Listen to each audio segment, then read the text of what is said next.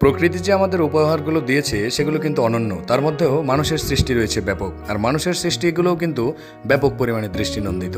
এখানকার এই যে দৃষ্টিনন্দিত ব্রিজটি দেখতে পাচ্ছেন, তার দুই দিকেই রয়েছে প্রশস্ত রাস্তা, যেটা কিন্তু একেবারেই ন্যাচারাল পরিবেশ দিয়ে ভরপুর।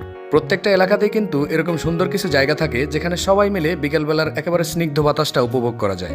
এখানকার এই রাস্তাটাও কিন্তু তেমনই সুন্দর একটা রাস্তা, এবং সেই সাথে রয়েছে এই দৃশ্যমান চমৎকার একটা সেতু, যেখানে পরন্ত বিকেলে মানুষ সবাই কিন্তু চলে আসে স্নিগ্ধ বাতাস নেওয়ার জন্য। আর বাতাসটা যদি হয় এরকম মেঘলা আকাশের সাথে, তাহলে তো কোনো কথাই নেই।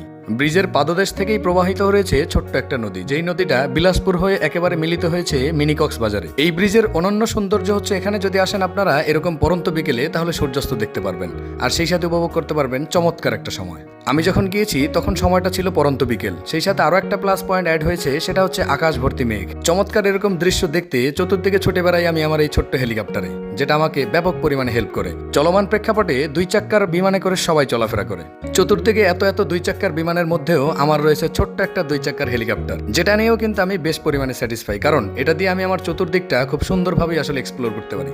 আমার দুই চাক্কার বাহন আমাকে বহন করে চমৎকার একটা জায়গায় নিয়ে এসেছে। আশেপাশের মানুষ যারা আছেন তারা অবশ্যই হয়তোবা জায়গাটা চিনতে পারেন, যদি চিনে থাকেন তাহলে কমেন্টে লিখতে ভুলবেন না।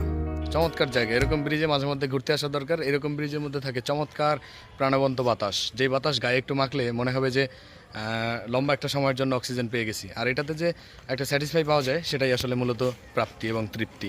এরকম প্রাপ্তি এবং তৃপ্তি পেতে অবশ্যই আপনার নিকটস্থ কোনো মনোরম জায়গায় ছুটে যেতে পারেন সময় পেলেই। মেন্টালি স্যাটিসফাইয়ের জন্য এরকম জায়গা কিন্তু চমৎকার একটা ভূমিকা রাখে।